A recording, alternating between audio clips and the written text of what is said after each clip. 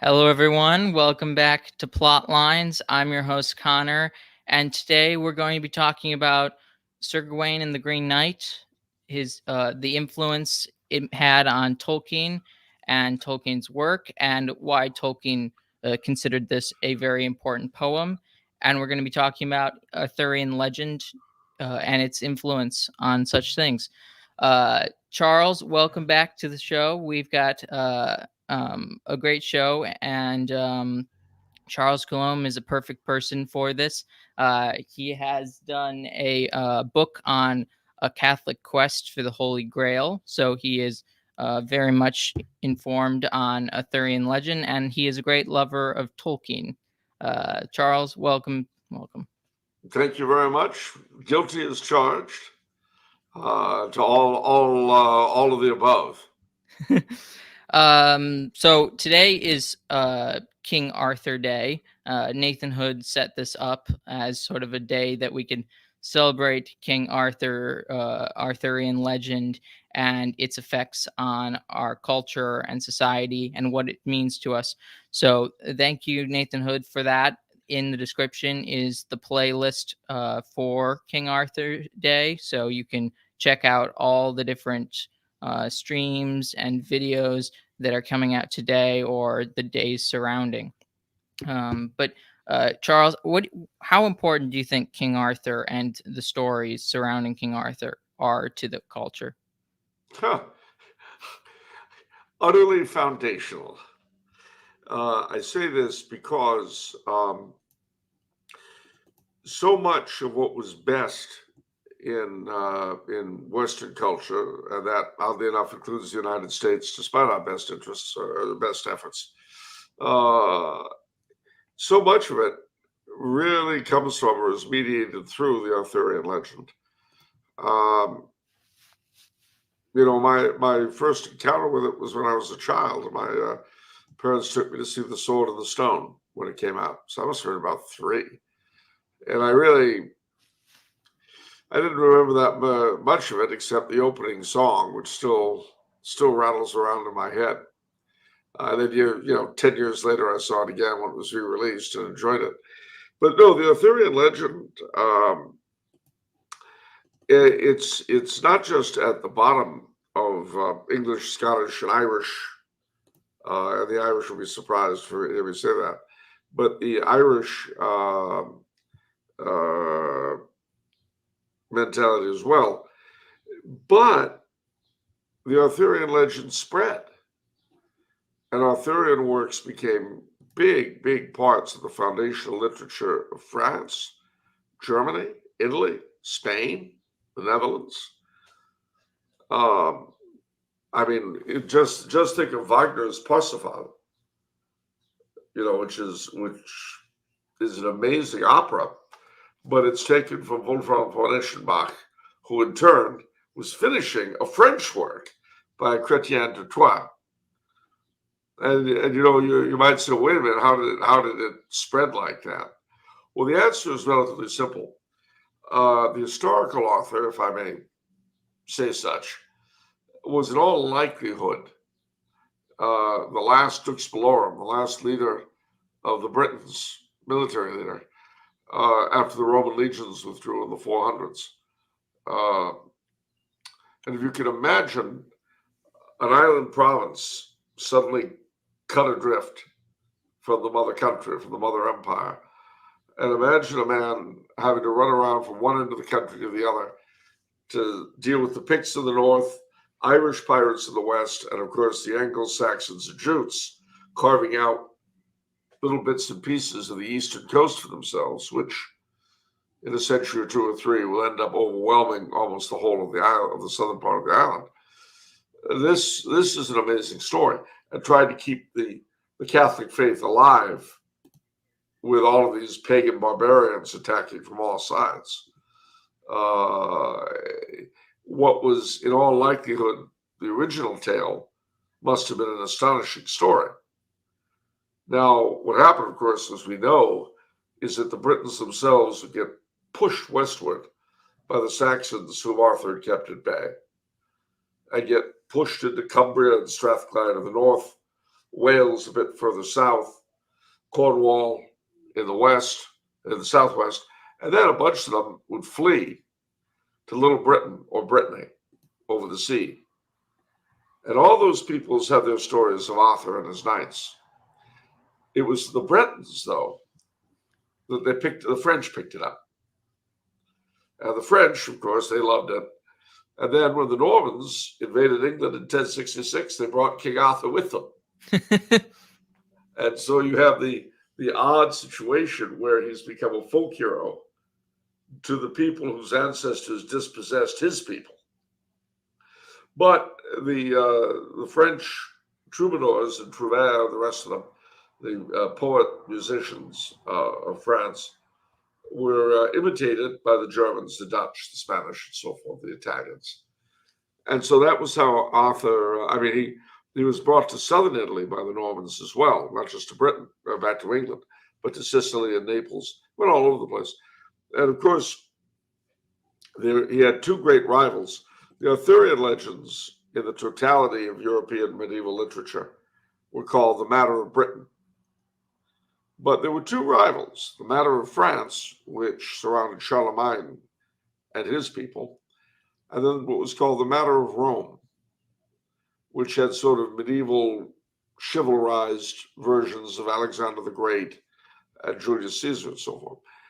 But definitely the most influential, although the others were really good and worth going into, the most influential was King Arthur. Yeah, King Arthur is sort of the center of a lot of this, this folklore and the sort of elements of sort of paganism and Christianity that sort of come together to form the culture that is medieval or early medieval Europe. It's very true. In a certain sense, it's almost epitomized by Christmas. Because on the one hand, you definitely have the birth of Christ being the center of the whole thing. But so much of the atmosphere come to us from our pre-Christian ancestors, the holly and the mistletoe and all that, and even the Christmas tree in various forms. Again, it all comes together in a really, really delightful mix. At the same time, of course, one of the big things about the Arthurian legends is that the feasts of the calendar were big. Story after story starts out with King Arthur kept Pentecost at Caerleon, or he kept Christmas at Camelot, or he kept Easter, he kept Roodmas, and the rest of the story goes on from there. The other thing, too, that people forget is that Arthur definitely had an ongoing influence politically in the British Isles. How so? Do you hear that noise? I do. It's all annoying. Anyway, the influence he had in particularly in recent times was, of course, on the Celts, on the Irish, the Scots, the Welsh, and so forth. But let me give you a quote. There's a really, really wonderful quote from Arthur. Or G.H. Pinnock's Invention of Scotland, which I think shows us the influence of Arthur. Remember that the Tudors, starting with Henry VII, like to call themselves the descendants of Arthur. And that's why Henry VIII's older brother, who would have been king but died, was Prince Arthur. Similarly, there was a Plantagenet heir who was Prince Arthur. But anyway, here's Pinnock, quote, "Subsequently, it was to be those who supported the divine right of kings who upheld the historicity of Arthur, whereas those who did not turned instead to the laws and customs of the Anglo-Saxons. Arthur remained a figure central to Stuart propaganda. Stuart iconography celebrated the habits and beliefs of the ancient Britons. In particular, the royal oak, still a central symbol of the dynasty, was closely related to ideas about Celtic fertility ritual and the king's power as an agent of renewal. The oak, the largest and strongest tree in the north, was venerated by the Celts as a symbol of the supreme power. It was thus fitting that an oak should protect Charles II from the Cromwellian troops who wished to strip the sacred new author of his status. The story confirmed the king's mystical authority and also his close friendship with nature. Long after 1688, the Stuart dynasty was to be closely linked with images of fertility. In literature, Arthurian images of the Stuarts persisted in the 19th century. This Welsh messiah, the warrior who will come to overthrow the Saxons and Normans, was an icon of the Stuarts' claim to be kings of all Britain, both political hero and national messiah in Arthurian mold. Arthur's status as a legendary huntsman, the figure of the wild huntsman that's sometimes identified with Arthur, was also significant. The Stuarts made much of hunting. It helped to confirm their heroic status as stewards of nature and the land. In doing this, they identified themselves not only with Arthur, but with Finn, a legendary Gaelic warlord who was in the 18th century to be the subject of James Macpherson's pro-Stuart Action poems. And so it goes. So the view of the Stuarts as sacred monarchs of folkloric tradition and power was one which endured throughout all ranks. And in fact, it's not surprising that Cromwell and his gang hated the stories of King Arthur, just as they hated Christmas. They did ban Christmas. And they sure did. And even Pentecost. They even banned mince pies for fear someone might be celebrating Christmas. Was mince pies standard Christmas practice? Yep. Well, Christmas is very much at the center of Sir Gawain and the Green Knight. The story starts during the Christmas season at Camelot with the entrance of the Green Knight into the court, basically mocking King Arthur and demanding him to participate in a challenge. Yeah. And it's strange to me. Tolkien basically says that Sir Gawain stepping into the situation to take the role that the king is being challenged on is his way of protecting him. How is it Sir Gawain's responsibility to do this, or why does he need to do this? No one else does. No one else steps forward. And being the king's champion was an important thing. Everyone is aghast at the appearance of this green giant who's, I guess he's sort of jolly. It's, it's amazing in how many representations of him. He looks a lot like the Ghost of Christmas Present in Dickens. But it's true. Look up illustrations of both figures. You'll see they resemble each other very strongly. And you can't help but wonder if Dickens was thinking of the Green Knight when he designed the character. But the honor of Camelot, the honor of the whole court, is at stake in someone standing up as the king's champion. And the fact that it's Gawain who does it, a beardless youth, it really doesn't make the rest of them look too good. But he does. And he really epitomizes what our medieval ancestors considered to be the way a knight should be. But they also understood. The funny thing, Tolkien makes the point in his introduction that the psychology present in Sir Gawain and the Green Knight, in all the characters and all that, is quite as complex and quite as real as anything you'll find in Chaucer or Shakespeare, and I believe that's true. You can imagine, if you can see the scene, in the beginning, remember, King Arthur isn't happy. And he's just going to sit there until there's some marvel. Well, he's not happy with the way things are going in Camelot. Not at all. And he has reason to be, as we see, that everybody hangs back and no one defends him. except Sir Gawain. And Gawain is also the nephew of Guinevere, the queen. So he has a relation there.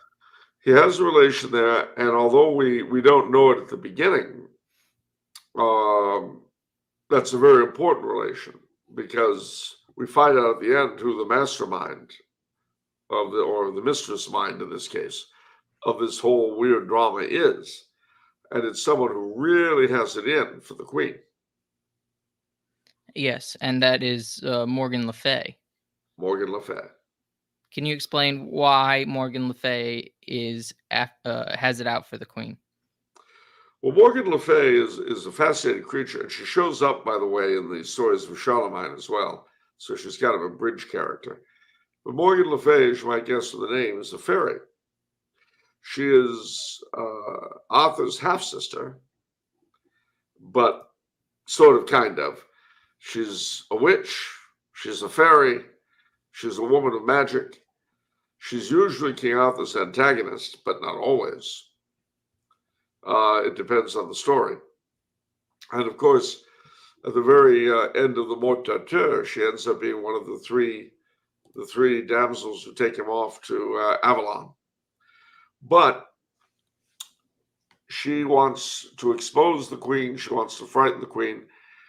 The queen, as we know, has an adulterous relationship with Sir Lancelot, which does not directly enter into the story, but it's always kind of an underlying theme in most Arthurian stories. And of course, in the end, it is the flaw that will bring the whole edifice of Camelot tumbling down a lot later.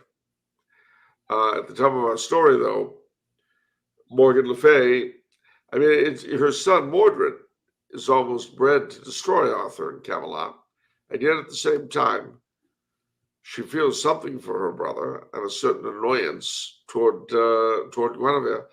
Complex character is Morgan Le Fay. Yeah, she has a problem with Guinevere that you could see any sister could have. Yeah. So she wants to frighten her, expose her even. And it's weird because she has a very ambivalent feeling toward her brother as well. And of course, given the circumstances of the brother's birth, you can see why she'd have problems with him. I mean, what's funny about that is that in real life families, you can have people just as confused and conflicted with each other's feelings. I love him, I hate him, I love him, I hate him, I love him, I hate him, I love him, I hate him, but I'm going to look out for him. But this one's done him wrong, so I'm going to punish him. And if anybody's going to do it, my brother, it's me. And yet, you do in the real world encounter these kinds of weird complexities in families.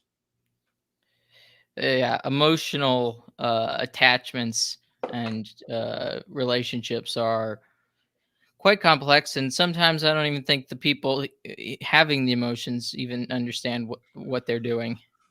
Very often, and that too, I think, is one of the interesting things about Sir Gawain and the Green Knight. In all likelihood, if the knights of the court had some time to ponder what was going on, they might have reacted differently, but they don't. The Green Knight appears and he says, "Okay, gang, let's do it."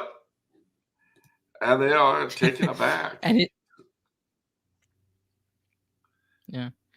he challenges Gawain to basically take a swing at him, and in exchange that he would get a swing at him back. Yeah, but you get the first swing. Yes, which doesn't go as well as you might expect in a normal situation, because this is not. I mean, first of all, if a knight in all green and even with a green beard and everything's green comes in, this is not a normal person. Where he's got, and green was very much a color associate the Middle Ages with Faerie and with the uncanny. So I think that everybody can be forgiven for being a little bit wary of this extraordinary character.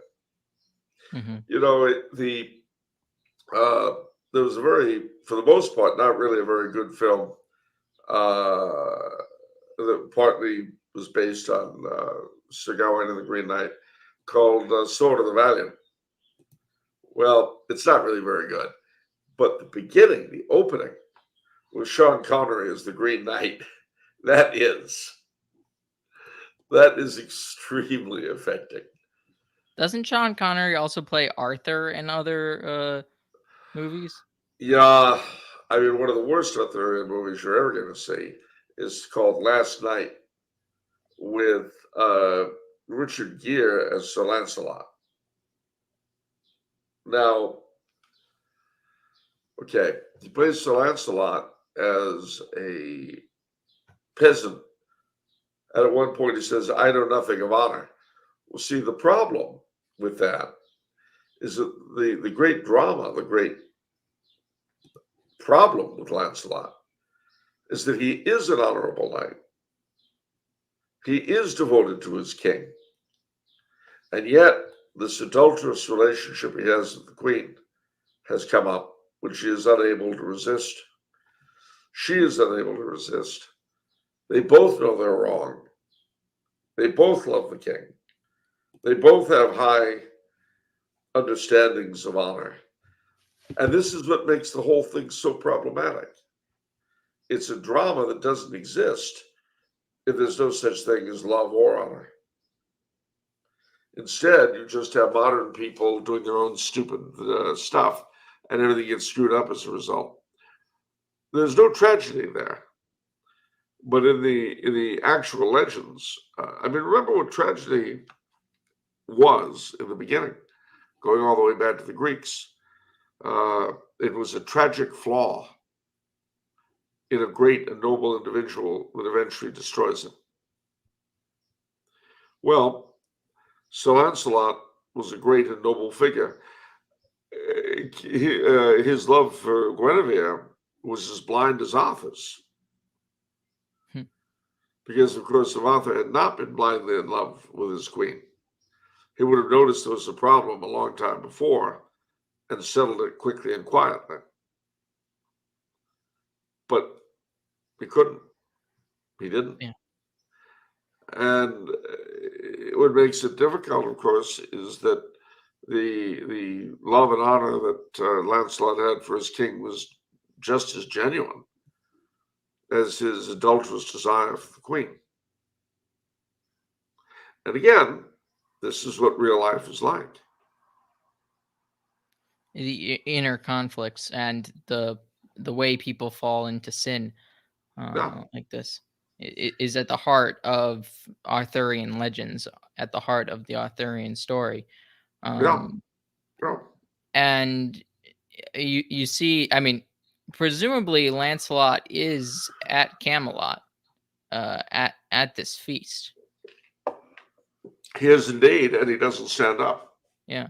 So he has fallen in his chivalry, not just in his relationship with Guinevere, but also in the willingness to defend his king. And Gawain, who, I mean, you could say, you know, you could argue that he's foolish in some sense, but he's foolish for his king, which I think a is honor itself. Is Yeah, part of honor. it is, and it's he was very loyal, and he had as the story goes on, we see what his flaws are. Yes. But nevertheless, Gawain emerges very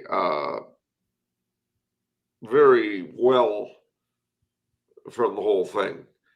Uh, he is a truly heroic figure, and Tolkien is fascinated with him for that reason, because the nature of heroism, and what it really is, was I think a big part to Tolkien. I think the reason why he was attracted to Beowulf, the reason why the figures of Aragorn and Faramir in particular, and Boromir. I mean, Boromir, in a certain sense, is very much a figure like Lancelot. He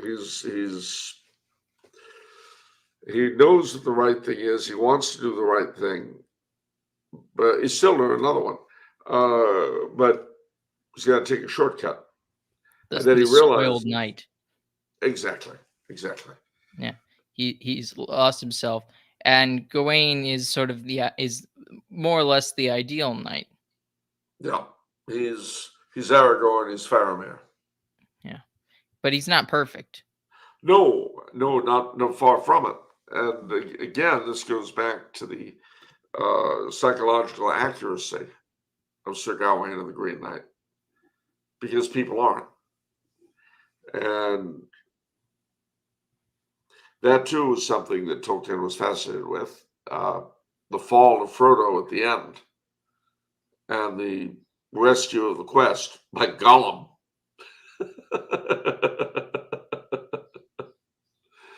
You know, it all, I mean, ultimately you've got a universe that's ordered and that responds to the will of God. But how it gets there is dependent, the exact path it takes is dependent on innumerable fallen and free wills. And that's something that the medievals believed and something Tolkien believed. Yeah.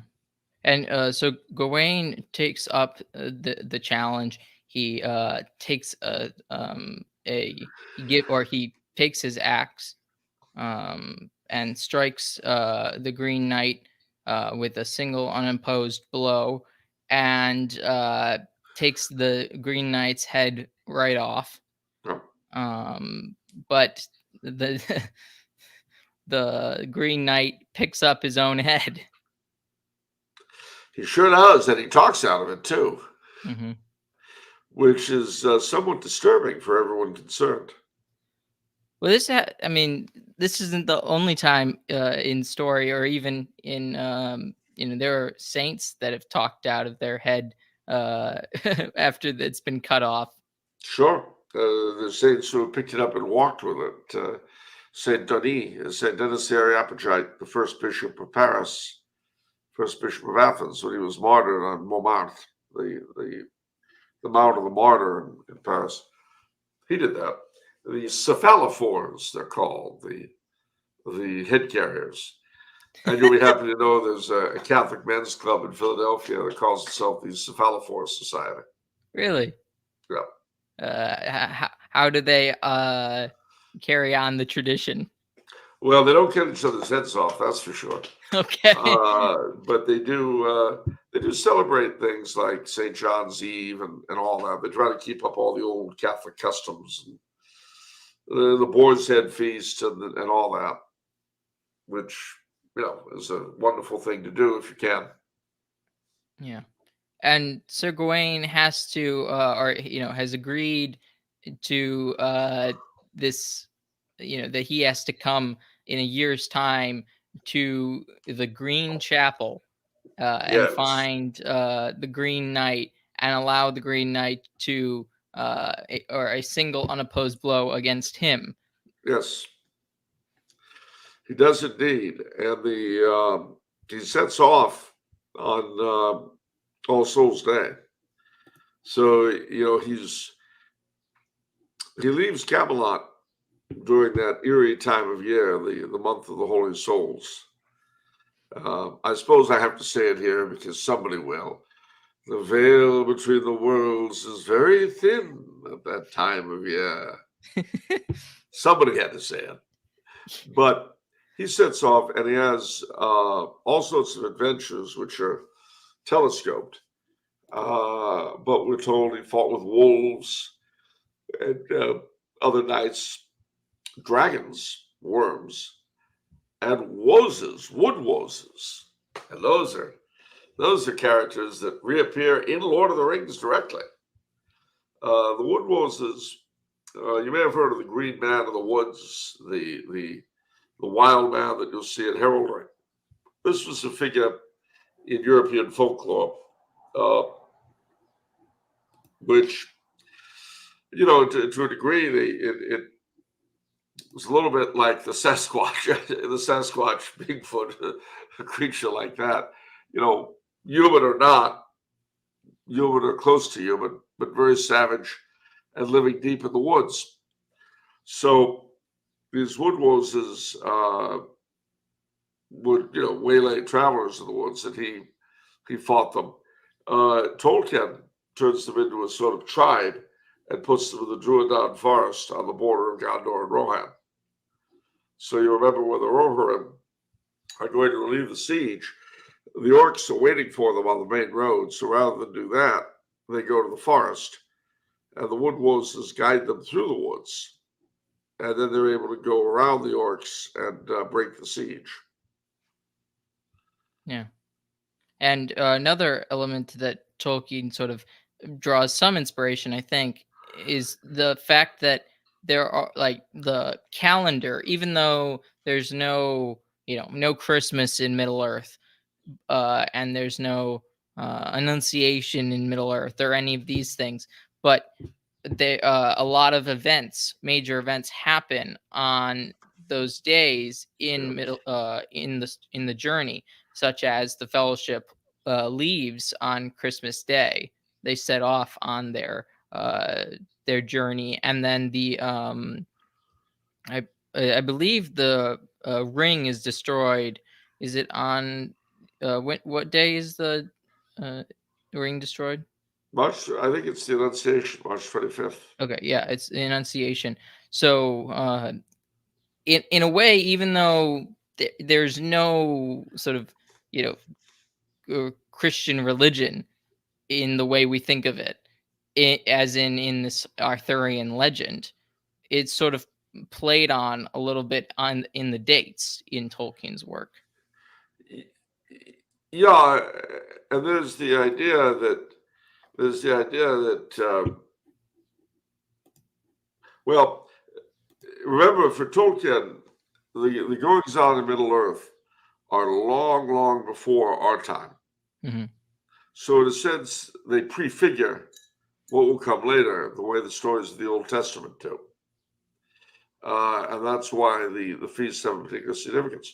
But also, I neglected to mention that when Sir Gawain sets out, they put a pentagram on his shield. Now, of course, a lot of later commentators who only know about Wicca and don't realize that the world existed before 1925, when Wicca was invented, they don't realize that the pentagram has a much more Christian significance than people today understand. For the Jews, it was the seal of Solomon, whereby King Solomon bound the demons to do his will.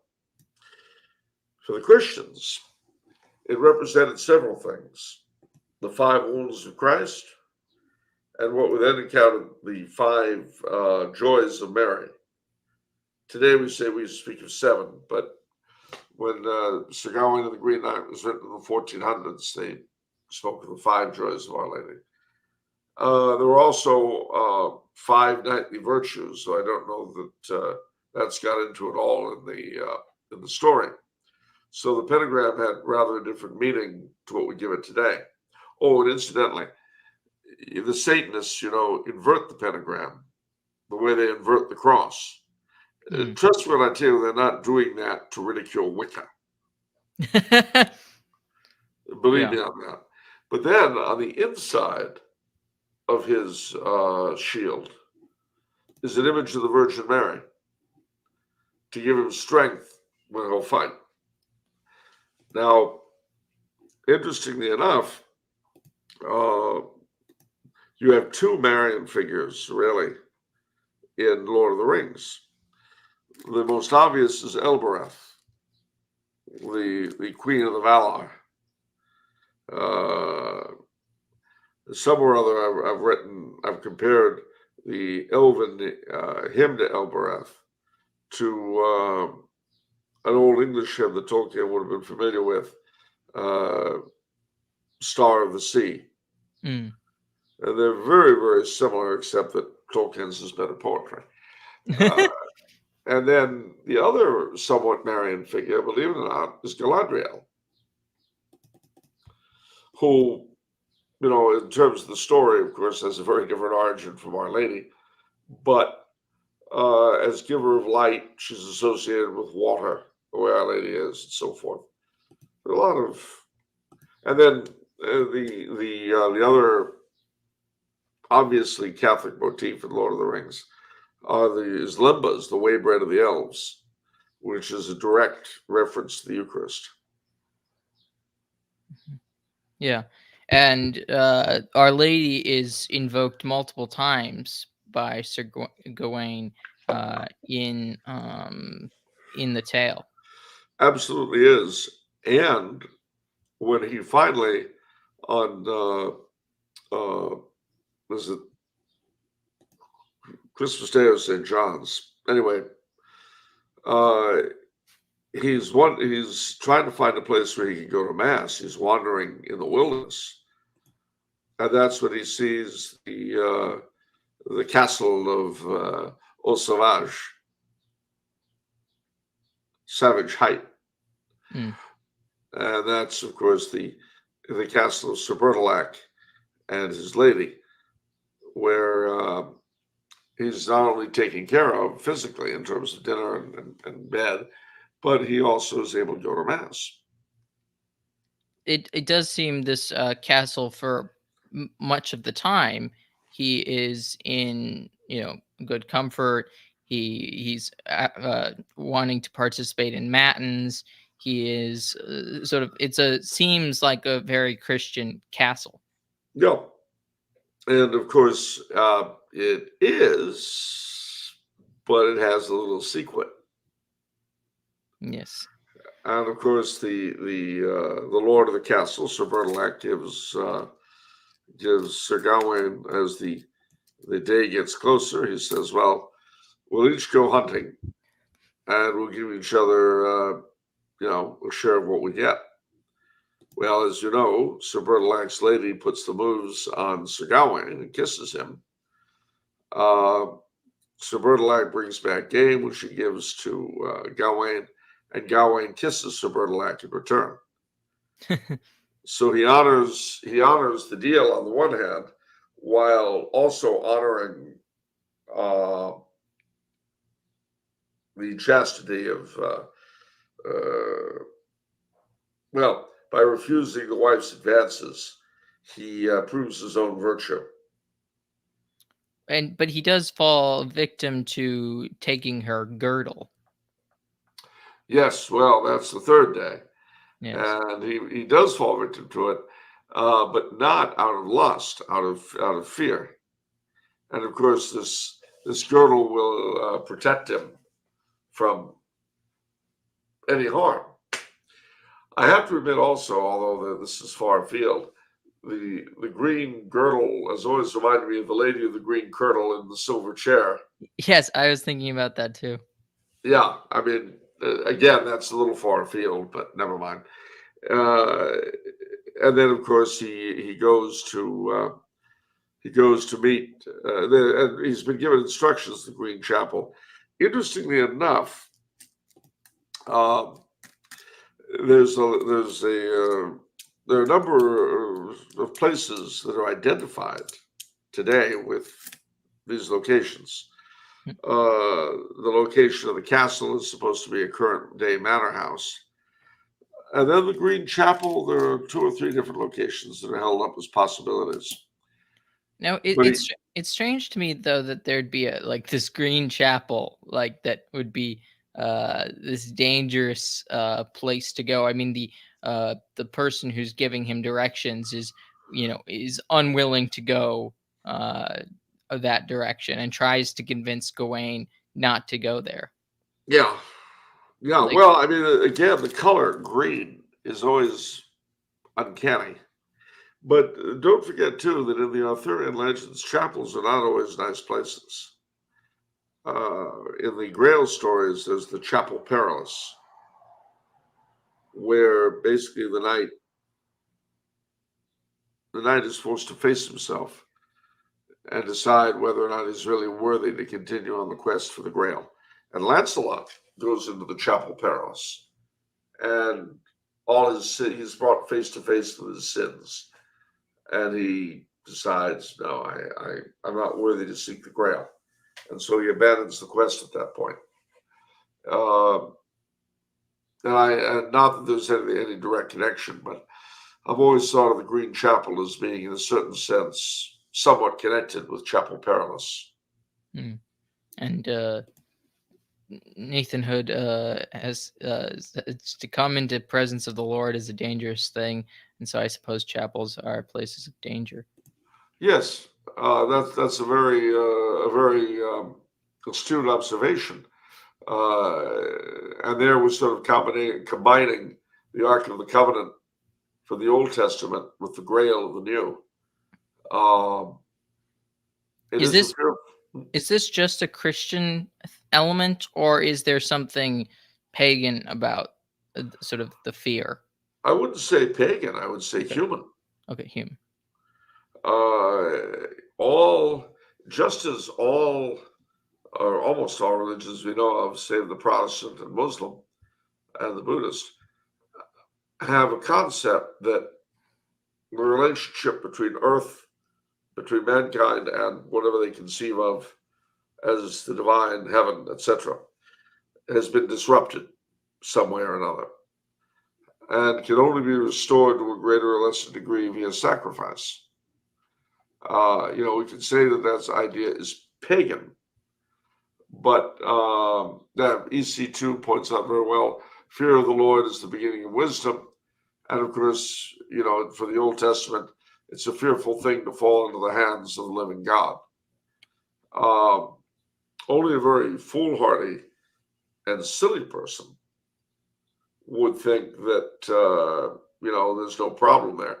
C.S. Lewis has a very interesting thing in Perelandra, in the introduction, where his fictionalized version of himself encounters an angel. And it's a very frightening experience. Think of Ezekiel. The vision of Ezekiel. Yeah, I know. It's supposed to be a vision of a UFO. I read. I know. I read Chariots of the Gods. Like, much. Okay, great. But even seeing a UFO would be kind of upsetting, I think. But seriously, we are fallen creatures, and just as the priests and Levites of the Old Testament had to wear special garments and so forth to handle the ark, so too with us. You don't want to come impure into the sight of the living God, which is why, for instance, Lancelot, after his experience in the Chapel Perilous, realizes the quest isn't for him. Now, mind you, the Green Chapel, we don't really know. I mean, it's not implied that it's the presence of the divine, quite the contrary. And it's described as the sort of place where the devil might say his madness. But it's nevertheless, it's still uncanny, it's bizarre. And Sir Bertilac, still keeping up the charade, said, I wouldn't go there. Charles, what? You wouldn't go there? No, that's what Sir Bertilac said. Oh, okay. Oh, yeah, okay. He tries to dissuade Gawain from going, but Gawain, he's made his deal. He made his bed and got to lie on it. Well, it's interesting. This sort of, this concept of also just knowing, what to fear, and necessarily, having a fear of the Lord, as well as, you could say you also have a fear of evil as well. Both things. Which is also a sign of wisdom. I mean, if you don't fear evil, you're kind of stupid. Well, it's so important, because as moderns, we basically almost fear nothing. And it just is shown perfectly. I was watching this really incredibly dumb ad for like it was like is called Angel Soft. It's like, I think it was like some Kleenex or something like that. And these angels were just like sort of little babies, and I was just thinking to myself, first of all, who said angels were soft? Like the concept, that concept is just insane to me. I'm pretty sure if you think about it, Angel Soft actually screams, I don't know if I want that. Well, no, I mean, you think of the sword of St. Michael, if that's Angel Soft, I don't know that I like that at all. Yeah. But this poem emphasizes the fact that um, we need to understand what we're fearing and why we're Yeah. fearing it and why we should fear certain things. Yeah. I mean, again, I've said it before, I'll say it again. There is quite as much wisdom in Sir Gawain and the Green Knight as there is in Chaucer and Shakespeare. Only, of course, it's a lot shorter than either. And Tolkien saw that, so I was so completely in love with the thing. Yeah, indeed. Now, Sir Gawain keeps his promises. I mean, there are so many opportunities that he could have turned tail and run. Yeah. And but I mean, even go back to sort of the temptations, the situations. Is there a problem in some sense with courtesy? Like he's sort of held at the castle, and is unable to leave because of his word, because of Yeah. his agreement with the lord of the manor, or lord of the castle. Yes. And also, for instance, the knightly code, despite the wife putting the make on him, the knightly code forbids him to bring her dishonor by telling her husband what she was up to. Although it's obvious that he wanted to get out of there as quickly as he could, with good reason. Yeah, I mean, and all of these things, again, if you try to lead a decent moral life, you will often have these. You often have these conflicting uh, elements present in your life. If I mean, for instance, I'm not putting this on a personal experience in case anyone's worried, but I can imagine that. Let's say you've got a very good friend. Say you were the best man. He's married. And some years into the thing, you find out he's committing adultery. Well, what do you do? I don't know. You tell me. Well, I mean, this is what the confessors call a crisis of conscience. Do you betray your friend's trust by telling his wife? Do you betray her by not telling her? Do you if you know her, do you go to the chick he's committing adultery with and pay her to get out of town? I mean, it's these are the real life sorts of things that people actually encounter in life, and sometimes it's hard. Again, let's say you've got the child of a close friend comes to you and tells you of something terrible they're doing or have done or whatever. How much can you tell the parents? Yeah. And it's worse if it's a relative. Say some cousin or nephew or niece or uncle or aunt comes to you with some terrible thing. Well, I mention this because these things really happen. And they've always happened. And it's this kind of dilemma that Sir Gawain faces at Haute Sauvage. And in a way, he never really resolves it per se. He just goes off to the Green Chapel. He basically resists the wife's thing, doesn't tell Sir Bertilac.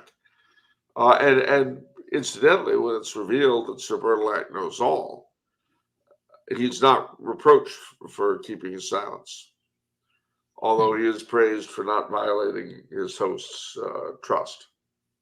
But they are, the two of them are have planned this. Yeah, The lady and the lady of the house and Sir Bertilac. yeah, it's true. There's a wonderful thing from EC2. I can't imagine being a priest hearing confessions and having to be around married couples and having to act like everything is fine. Pray 3 Hail Marys for priests and bishops daily. You got it there, pal. Absolutely. Uh, and these really are the sorts of dilemmas. Uh, but again, you're right. I mean, Sir Bertilac and his wife had planned these tests. Uh, and in the end, too, I mean, as we see when everything is revealed, you kind of, I mean, although everybody parts as friends, uh, it's tough. Well, yeah, it just seems like if they, I mean, you can't part with Gollum as friends at the end of Lord of the Rings because he dies. But it'd be like if after that he somehow survived and they parted on good terms. Yeah, It just yeah, seems almost impossible. it does actually. It does almost. So why does it seem like why is the woman, why is the temptress not getting any comeuppance? Why does she not get any comeuppance? Possibly because she didn't mean it. How could she not meant it? What did she mean? Well, it was a test. It was simply a test. Who knows what would have happened if he'd failed? If he said, "Okay, babe, you got it."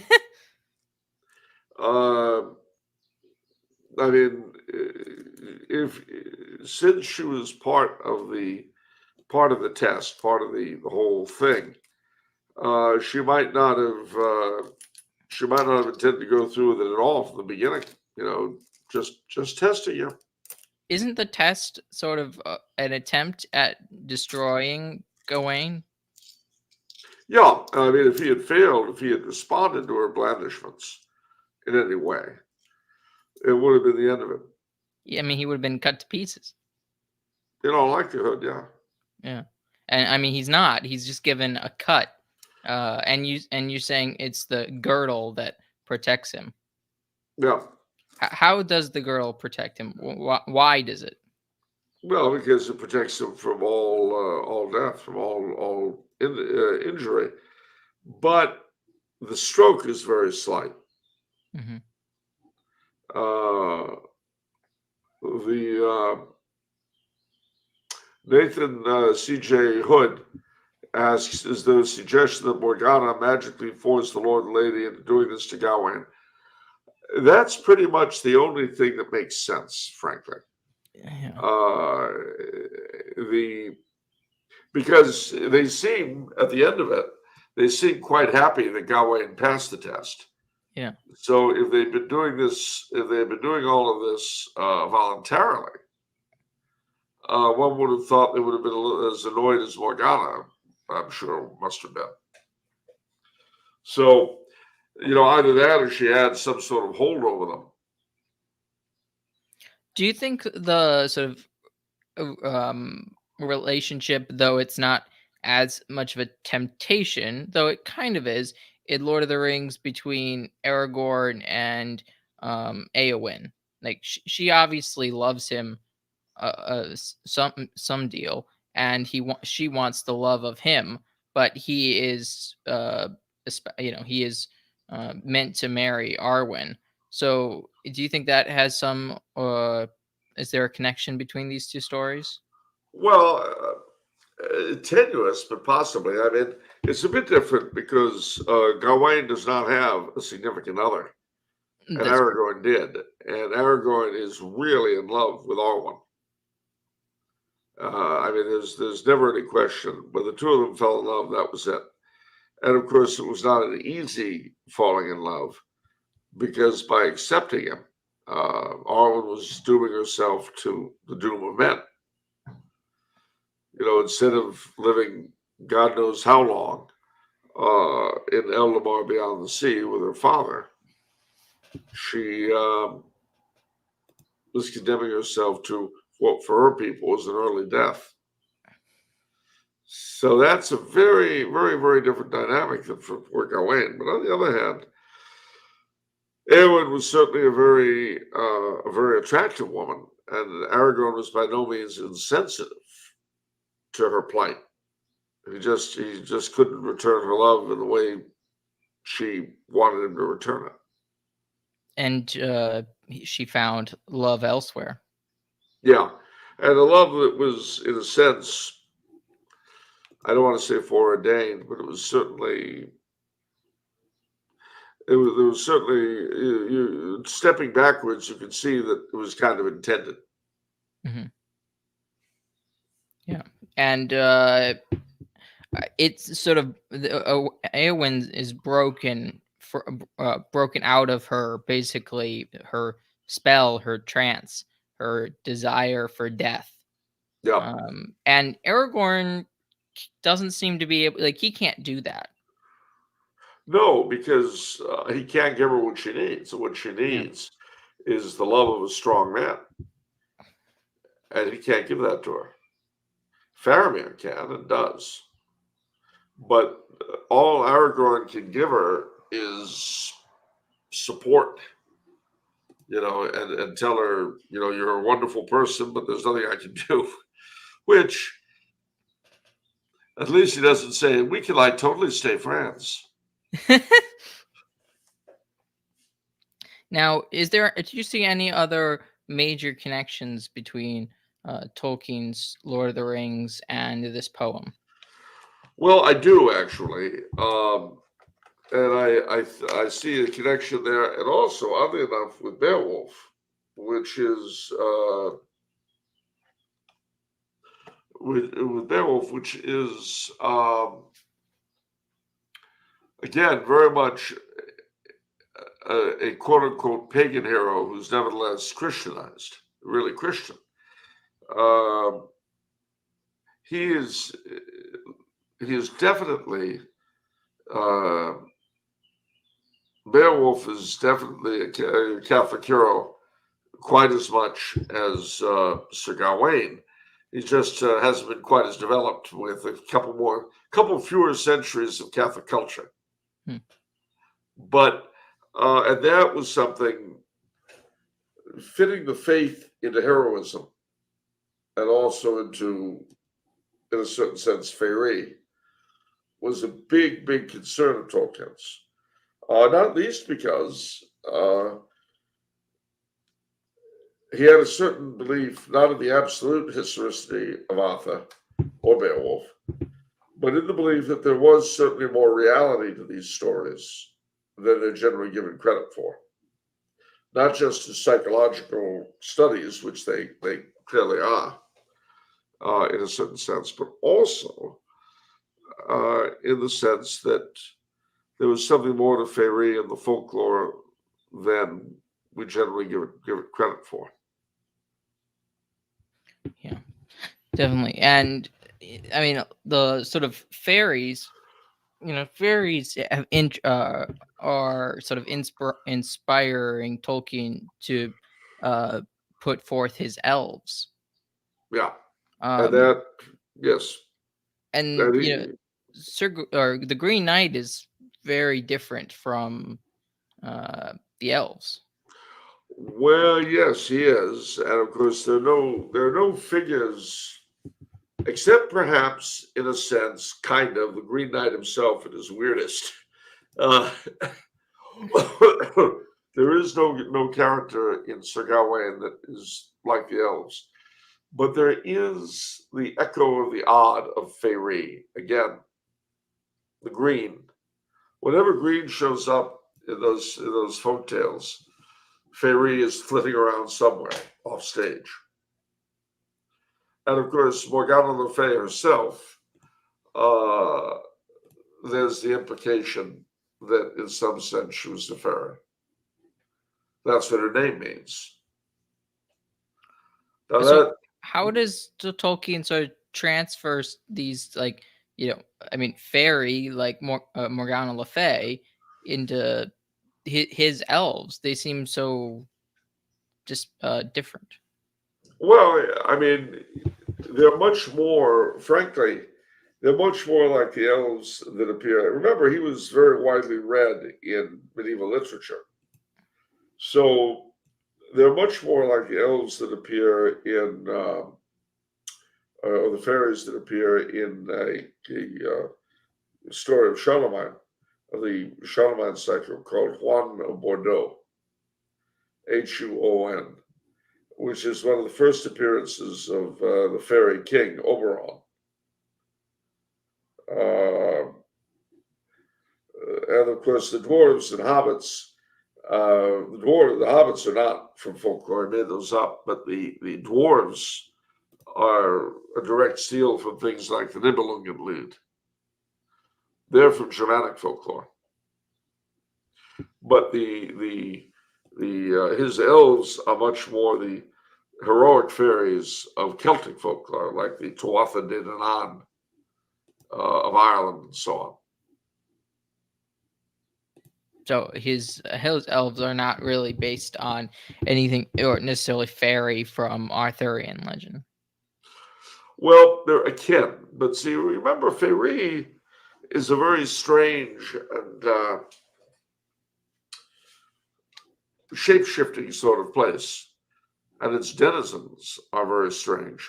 The whole idea of the Celtic otherworld in Celtic legends and of Alfheim in the Scandinavian stories, the home of the elves.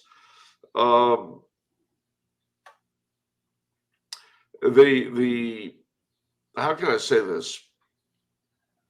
They all give the impression of another place, cheek by jowl with ours, with a population as varied and strange as ours, both in terms of human beings and animals.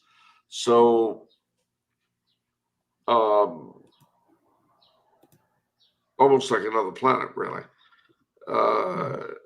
So you get a glimpse of it, and you see it's a very complex place with its own rules, its own hierarchies, its own tribes, its own this, its own that, of which we get a quick glimpse and not much. I mean, it's a bit like if a traveler from some other dimension had a quick look at Times Square, he wouldn't know anything about the county courthouse in Cullman, Alabama, or the Champs-Élysées in Paris. Mm-hmm.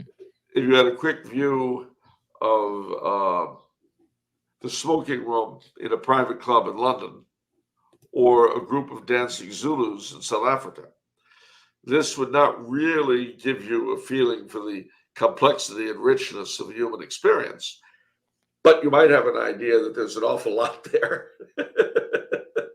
So the fairy is basically, just as complex in some ways as human or as mankind. At least as much. And if you want to see a parallel, remember St. Thomas mentioning that every angel was basically a separate species. So it to the degree that Faerie exists, it may be that it's far more complex than what we know. Which is kind of interesting because, I'm pretty sure the Gandalf, like the name, comes from a telling of some Norse myth, I think. Yeah. And I think he's described as an elf in that myth, and he's basically an angelic creature or angelic being in Tolkien's story. So Yes. in some sense, he just sort of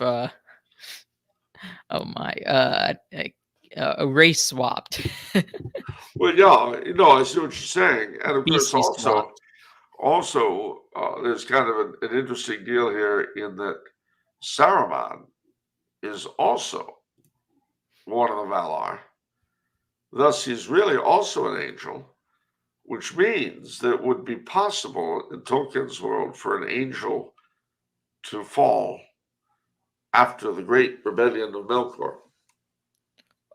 The way I always think about it is that each each angel in Tolkien's world has sort of one moment or sort of one providential situation where they have to make their choice, right? And then they can't come back after that.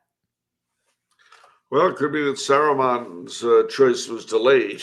Well, even Gandalf, I think Tolkien describes in one of his letters about sort of the importance of his giving himself up to the Balrog as the humbling of Gandalf.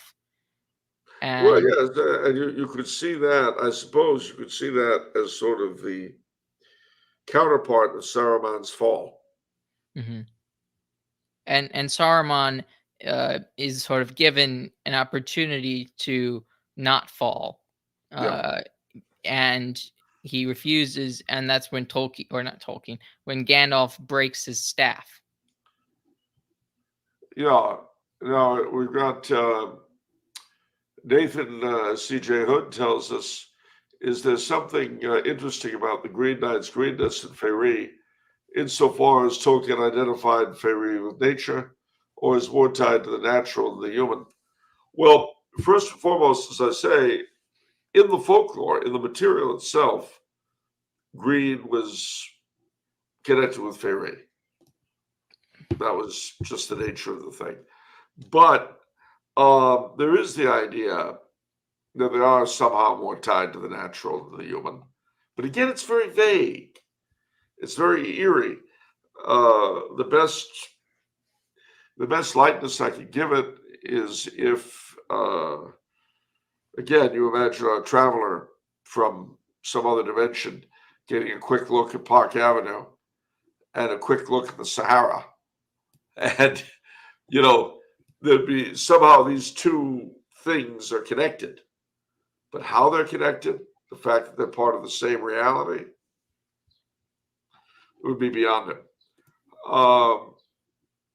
I think the thing is both. In other words, is there something interesting about Green Knight's greenness and Faerie, insofar as Faerie is identified with nature, or is more tied to the natural? Both. To give you a blunt answer, Laura Anderson says Peter came back from his failed providential moment. Indeed, he did. But you see, human beings can. That's the difference between our nature and the angelic nature. When an angel makes a choice, he can't alter it. That's at once the great horror and wonder of the human condition. Because you see, angels are not driven by passions and so forth the way we are, or by appetite, or by their physical discomfort or comfort as we are. They don't have any of those things. And so when they make a choice, it's complete and full and irrevocable, which, of course, is the way we ourselves are at the moment of death. Yeah. That is our irrevocable moment. But until that time, we can fall, we can rise, we can be saved, this is what makes Gollum's death so horrible. Because he died unrepentant, even in the act of saving the world. Saruman has another very interesting moment when he's killed. When his body is killed, his spirit looks off to Valinor, and then is swept aside by the wind, blown away, as if by an answer. Yeah, it's a very chilling moment, actually. Very, very sad. And it seems to me that is shows the fact that Saruman had no way back. Like he had made his choice. He had no opportunity, or he failed in Yeah, his mission. So he had no way back home, basically. yeah. I think that's fair to say. I think he burned his bridges quite literally. And Sir Gawain is welcome back at the end of this tale, and, and after more or less succeeding. He shows off his wound, but that's all he's taken from it. Yeah, Even though what seemingly would have taken anybody else's life, especially any of the other knights at court. and he goes on to have other adventures. It's interesting that Sir Gawain, as the Grail stories went on, they evolved. So in the oldest stories, Sir Gawain,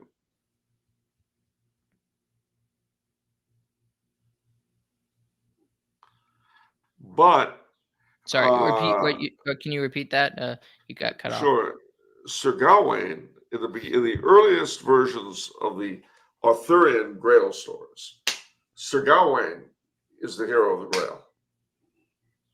But then, as they went on and so on and so forth, he gets replaced and is pushed back, as it were, although he keeps on the quest, by Parsifal or Percival.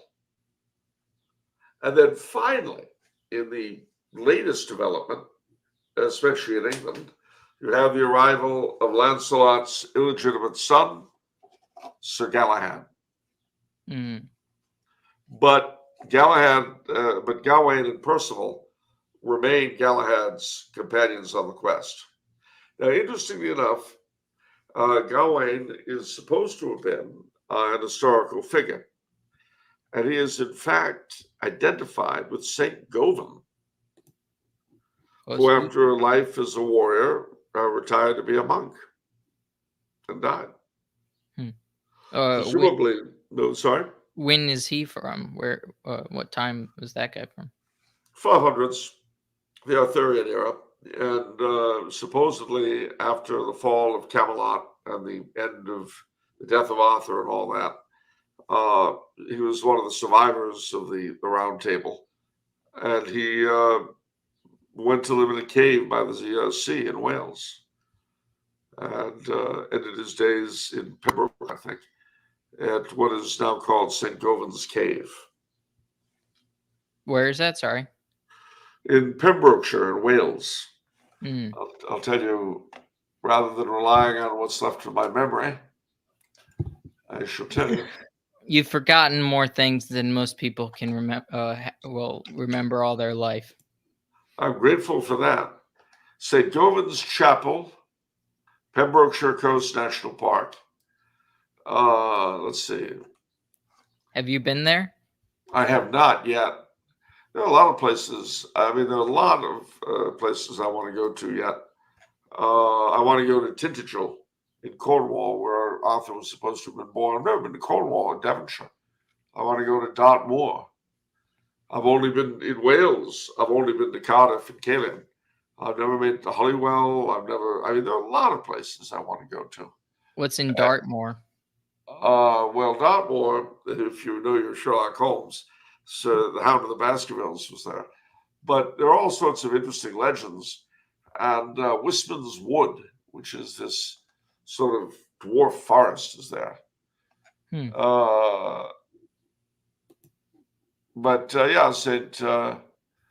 St. Govan's Chapel is a sort of cave-like thing. And one of the last things St. Gawain or Gawain did was to drive off pirates there. So that's kind of a fascinating deal. Looking up St. Gawain, according to some of the legends, he was an Irish monk. But another story identifies him with Gawain, one of King Arthur's Knights of the Round Table.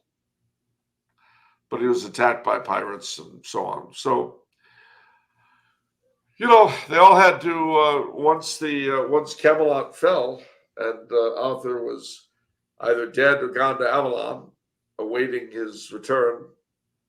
You know, when his peoples need him most, Arthur shall return. Mm-hmm. Yeah, and Arthur is very, in that sense, his returning is very symbolic of Jesus's return.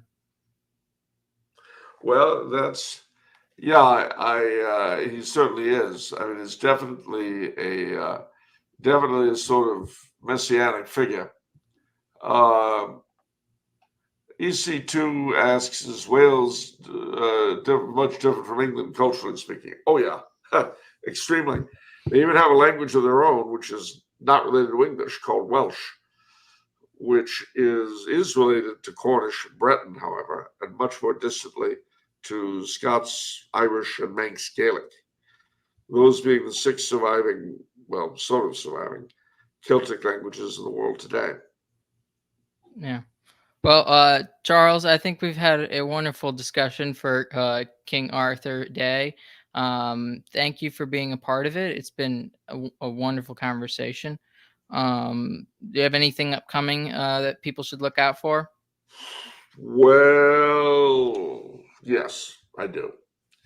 I'm going to be. I've finished my book on Impressita.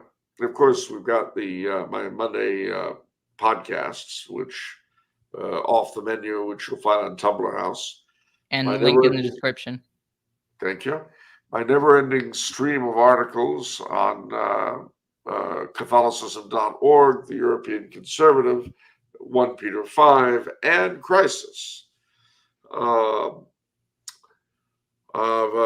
just had contributions to books for a book on monarchy that came out, I think, from Angelico Press in New York, and on localism from Sophia Press in New Hampshire. And then I plan to go on the book trail in August and September. The EC2 says, thank you, God. Thank you, God bless. Have a wonderful weekend. Pray for Bishop Ignacio Trejos. So do that, ladies and gentlemen. So I'll be, depending on who, how, and where, I'll be coming your way soon. August, September, the Gebetsliga, the Kaiser Karl Gebetsliga in the United States are the ones organizing the tour. So you'll want to talk to, or send a note to Suzanne Pearson at the Gebetsliga if you'd be interested in having me appear at your college, school, parish, soup kitchen, veterinarian practice, Renaissance fair, Radio Pacifica outlet, mall. I'm willing to appear at the Paramus Mall if anybody's able to arrange the funding. Museum, historic house, living history exhibit.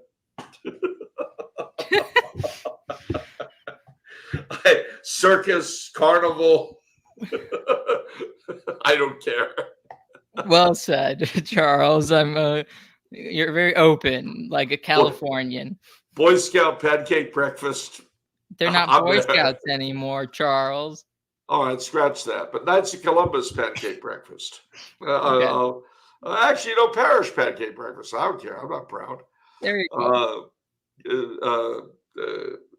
Cocktail lounge, heavy food house, steakhouse, dinner club. Is turning into something from The Fugitive. Well, whatever. It's not for me to tell your viewers how they should do things. Okay. A smoky little nightclub in downtown Peoria. If that's what it takes, a comedy club, a coffee shop in Greenwich Village. You guys want me? I'm there. You can fit in anywhere. Absolutely. Well, upcoming on this channel, I will be going into detail about what I see as the exploration of true religion and false religion in Tolkien's works. That will be hopefully this coming Tuesday. And then next Friday, I'll be doing an episode about the Great Persecution during the reign of Diocletian and that sort of thing, as well as this last Thursday, I interviewed Harrison Pitt of the European Conservative, and we discussed all things Europe and Britain and politics, and it was a lovely discussion. So I encourage all of you to check that out. Please like, share, comment, and subscribe, and also watch more of the episodes of in the King Arthur playlist, which link for that is in the description. Anything to say before we go, Charles? Well, apart from Saint Eulalia Ora Pro Nobis from EC2, Saint Eulalia being a Spanish virgin, and the namesake of Sister Eulalia, one of the very few IHM nuns of my childhood I really loved and respected. Quite apart from that, just that the relevance of Arthur, Charlemagne, and Godefroy Bouillon, the third of the Christian worthies. You've heard the story of the 9 worthies, yeah? Refresh my memory. Well, in medieval Europe, they said there were 9 worthies who were the great exemplars of chivalry. 3 were pagans: Hector, Alexander, Julius Caesar. 3 were Jews: Joshua, David, Judas Maccabeus. And 3 were Christians: King Arthur, Charlemagne, and Godefroy Bouillon. And all of us, Catholics, Christians, especially the men among us, should get to know, especially the 3 last characters, as well as ever we can, because knighthood, chivalry, etc. It's the spirituality of the lay activist, is the best way I can put it, of the soldier, of the catechist, the lay missionary, who has to deal with the father and the husband, who has to deal with the evils of life on an everyday basis. Not very far from me here in beautiful Trumau, Austria, is a Marian shrine called Maria Lansendorf.